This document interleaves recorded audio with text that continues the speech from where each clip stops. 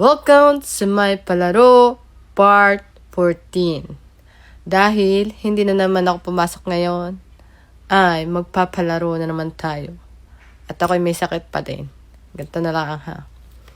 Ako'y may lalabas din eh. Ang gagawin nyo ay huhulaan nyo kung ano ang dalawang unang letra. Din eh. Ang mananalo ay bibigyan ko ng 50 pesos Gcash.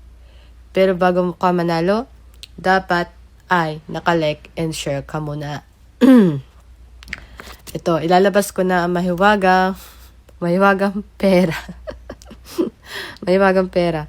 Huhulaan nyo kung ano yung dalawang letra sa unahan. Dalawang letra, ha? Dalawang letra. Game, ilalabas ko na. Ano ang dalawang letra din eh? Yan.